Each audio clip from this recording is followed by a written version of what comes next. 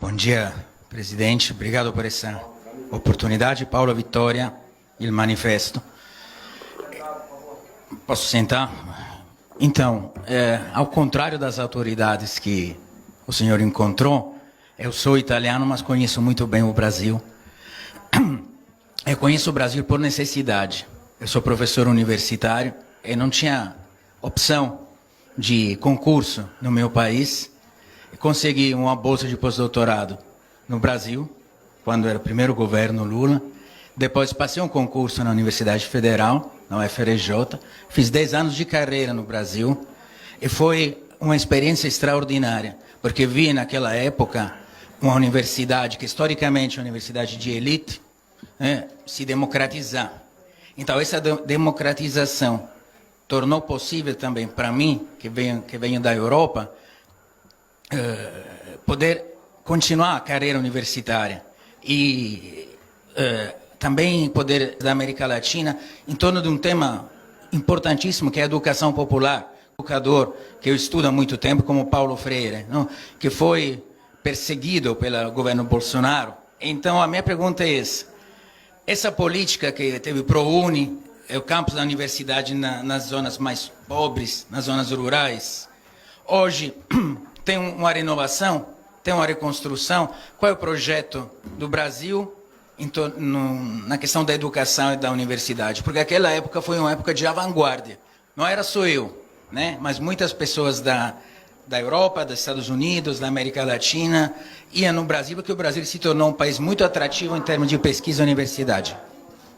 Olha, primeiro, obrigado pela sua preferência pelo Brasil e pelas universidades brasileiras. Eu digo sempre, e é importante que o povo italiano saiba, eu sou o único presidente do Brasil que não tive diploma universitário e sou o presidente que mais fez universidade na história do país. Nós fizemos mais universidades, nós fizemos mais extensões universitárias e nós fizemos mais escolas técnicas e mais institutos federais. Agora mesmo, nós estávamos há 7 anos sem que houvesse investimento em bolsas, sabe, de formação de mestres, de doutores e de pesquisa. Nós agora acabamos de colocar mais de 4 bilhões de reais no CNPq para que a gente volte a ter bolsas e a incentivar as pessoas a continuarem estudando.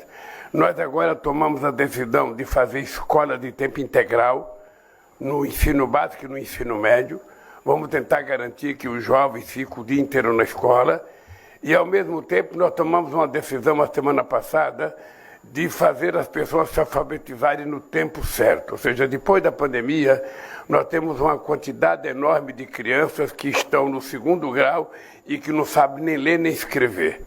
Então, nós agora tomamos uma atitude de fazer muito investimento para que a gente possa fazer com que a qualidade da educação, no 1º e no 2º ano, permita que uma criança saiba ler e escrever já no 2º ano escolar. É uma pequena revolução que nós vamos fazer, nós vamos voltar a investir em Universidade Federal, nós vamos tentar voltar a investir em escolas técnicas. Eu não sei se você sabe, no Brasil o presidente não costuma reunir com reitores. Eu não sei porquê, mas nós já tivemos ministros da educação que eram reitores e que não se reúnem com reitores. Eu todo ano me reúno com todos os reitores das escolas das universidades federais e das escolas dos institutos federais para ouvir dos reitores a dificuldade que eles estão tendo nas universidades para poder a gente implementar os recursos necessários.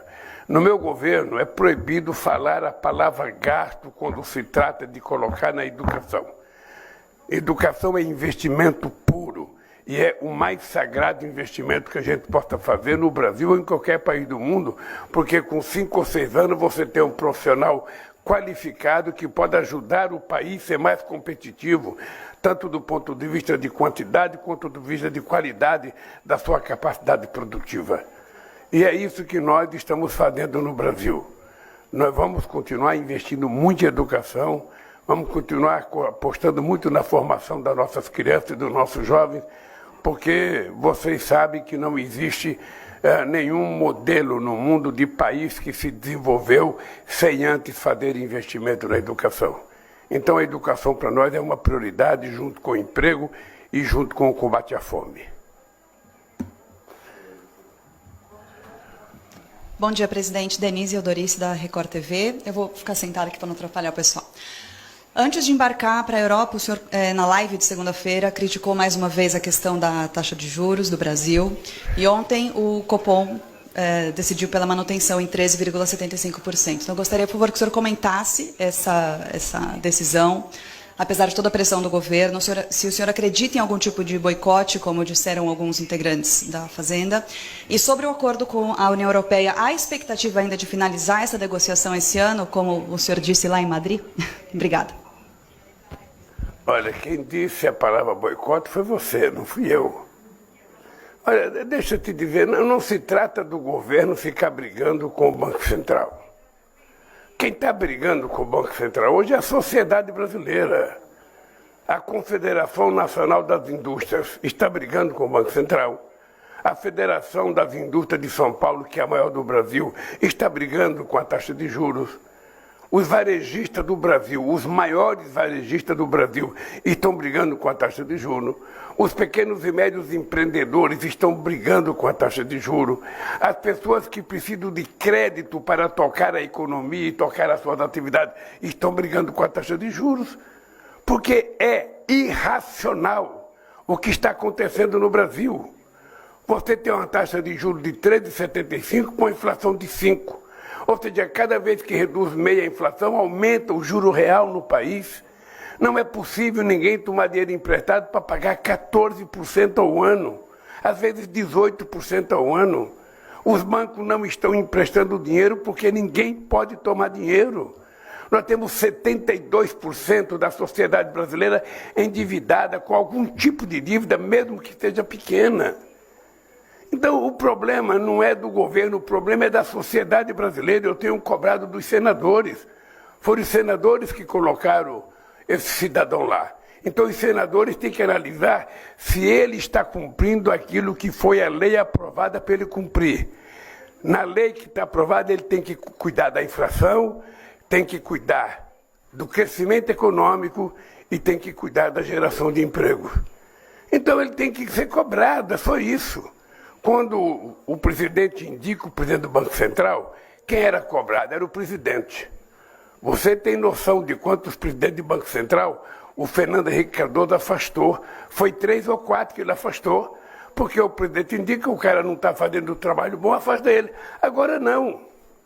Agora o presidente não pode fazer nada porque ele não foi indicado pelo presidente, ele foi indicado pelo Congresso Nacional, pelo Senado. Então o Senado é que tem responsabilidade de cobra dele. Eu acho que esse cidadão joga contra a economia brasileira. Ele não tem explicação. Não existe explicação aceitável porque a taxa de juros está a 13,75. Não existe. Nós não temos inflação de demanda. Você utiliza os juros para controlar a inflação. Quando você tem uma demanda muito grande, você aumenta a taxa de juros para diminuir o crédito e diminui o consumo. Nós não temos isso no Brasil. Então, sinceramente, eu acho que esse cidadão está jogando contra os interesses da economia brasileira.